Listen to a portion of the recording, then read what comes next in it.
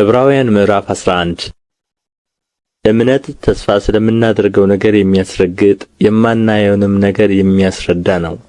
ለሽማግሌዎች የተመሰከረላቸው በዚህ ነውና።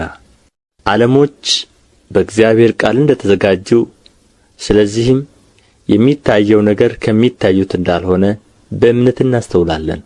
አቤል ከቃየል ይልቅ የሚበልጥን መሥዋዕት ለእግዚአብሔር በእምነት አቀረበ።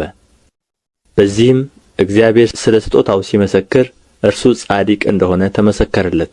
ሞቶም ሳለ በመሥዋዕቱ እስካሁን ይናገራል። ሄኖክ ሞትን እንዳያይ በእምነት ተወሰደ፣ እግዚአብሔር ስለ ወሰደው አልተገኘም። ሳይወሰድ እግዚአብሔርን ደስ እንዳሰኘ ተመስክሮለታልና። ያለ እምነትም ደስ ማሰኘት አይቻልም። ወደ እግዚአብሔር የሚደርስ እግዚአብሔር እንዳለ ለሚፈልጉትም ዋጋ እንዲሰጥ ያምን ዘንድ ያስፈልገዋልና። ኖኅ ገና ስለማይታየው ነገር ተረድቶ እግዚአብሔርን እየፈራ ቤተ ሰዎቹን ለማዳን መርከብን በእምነት አዘጋጀ። በዚህም ዓለምን ኰነነ፣ በእምነት የሚገኘውን ጽድቅ ወራሽ ሆነ። አብርሃም የተባለው ርስት አድርጎ ሊቀበለው ወዳለው ስፍራ ለመውጣት በእምነት ታዘዘ። ወዴትም እንደሚሄድ ሳያውቅ ወጣ። ለእንግዶች እንደሚሆን በተስፋ ቃል በተሰጠው አገር በድንኳን ኖሮ ያን የተስፋ ቃል አብሮት ከሚወርሱ ከይስሐቅና ከያዕቆብ ጋር እንደ መጻተኛ በእምነት ተቀመጠ። መሠረት ያላትን እግዚአብሔር የሠራትን የፈጠራትን ከተማ ይጠብቅ ነበርና። ተስፋ የሰጠው የታመነ እንደሆነ ስለ ቈጠረች ሳራ ራሷ ደግሞ ዕድሜዋ እንኳ ካለፈ በኋላ ዘርን ለመፅነስ ኃይልን በእምነት አገኘች። ስለዚህ ደግሞ በብዛታቸው እንደ ሰማይ ኮከብ እንደማይቈጠርም በባሕር ዳር እንዳለ አሸዋ የነበሩት የሞተን ሰው እንኳ ከመሰለው ከአንዱ ተወለዱ። እነዚህ ሁሉ አምነው ሞቱ፣ የተሰጣቸውን የተስፋ ቃል አላገኙምና።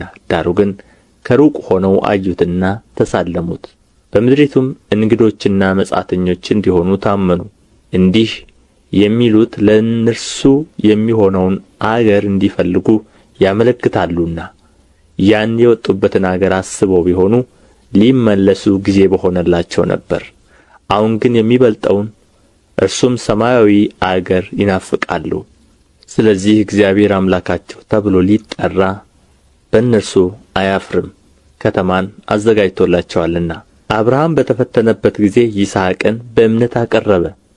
የተስፋን ቃል የተቀበለው በይስሐቅ ዘር ይጠራልሃል የተባለለት እርሱም አንድ ልጁን አቀረበ። እግዚአብሔር ከሙታን እንኳ ሊያስነሣው እንዲቻለው አስቦአልና። ከዚያም ደግሞ በምሳሌ አገኘው። ይስሐቅ ሊመጣ ስላለው ነገር ያዕቆብንና ኤሳውን በእምነት ባረካቸው። ያዕቆብ ሲሞት በእምነት የዮሴፍን ልጆች እያንዳንዳቸው ባረካቸው። በዘንጉም ጫፍ ተጠግቶ ሰገደ። ዮሴፍ ወደ ሞት ቀርቦ ሳለ በእምነት ስለ እስራኤል ልጆች መውጣት አስታወሰ፣ ስለ አጥንቱም አዘዛቸው። ሙሴ ከተወለደ በኋላ ወላጆቹ ያማረ ሕፃን መሆኑን አይተው በእምነት 3 ወር ሸሸጉት፣ የንጉሥንም አዋጅ አልፈሩም። ሙሴ ካደገ በኋላ የፈርዖን የልጅ ልጅ እንዳይባል በእምነት እምቢ አለ። ከግብፅ ብዙ ገንዘብ ይልቅ ስለ ክርስቶስ መነቀፍ እጅግ የሚበልጥ ባለጠግነት እንዲሆን አስቦአልና። ለጊዜው በኃጢአት ከሚገኝ ደስታ ይልቅ ከእግዚአብሔር ሕዝብ ጋር መከራ መቀበልን መረጠ። ብድራቱን ትኩር ብሎ ተመልክቶአልና። የንጉሡን ቍጣ ሳይፈራ የግብፅን አገር የተወ በእምነት ነበር። የማይታየውን እንደሚያየው አድርጎ ጸንቶአልና። አጥፊው የበኵሮችን ልጆች እንዳይነካ ፋሲካንና ደምን መርጨትን በእምነት አደረገ። በደረቅ ምድር እንደሚያልፉ በኤርትራ ባሕር በእምነት ተሻገሩ። የግብፅ ሰዎች ግን ሲሞክሩ ተዋጡ። የኢያሪኮ ቅጥር 7 ቀን ከዞሩበት በኋላ በእምነት ወደቀ።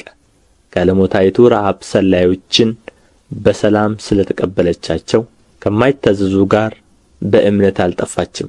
እንግዲህ ምን እንላለን? ስለ ጌዴዎንና ስለ ባርቅ፣ ስለ ሶምሶንም፣ ስለ ዮፍታሔም፣ ስለ ዳዊትም፣ ስለ ሳሙኤልም፣ ስለ ነቢያትም እንዳልተርክ ጊዜ ያጥርብኛልና።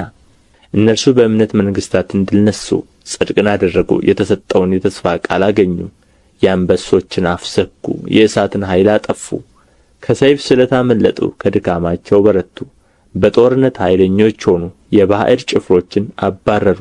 ሴቶች ሙታናቸውን በትንሣኤ ተቀበሉ። ሌሎችም መዳንን ሳይቀበሉ የሚበልጠውን ትንሣኤ እንዲያገኙ እስከ ሞት ድረስ ተደበደቡ። ሌሎችም መዘበቻ በመሆንና በመገረፍ ከዚህም በላይ በእስራትና በወህኒ ተፈተኑ። በድንጋይ ተወግረው ሞቱ፣ ተፈተኑ። በመጋዝ ተሰነጠቁ፣ በሰይፍ ተገድለው ሞቱ። ሁሉን እያጡ መከራን እየተቀበሉ እየተጨነቁ የበግና የፍየል ሌጦ ለብሰው ዞሩ። ዓለም አልተገባቸውምና በምድረ በዳና በተራራ በዋሻና በምድር ጉድጓድ ተቅበዘበዙ። እነዚህም ሁሉ በእምነታቸው ተመስክሮላቸው ሳሉ የተሰጠውን የተስፋ ቃል አላገኙም።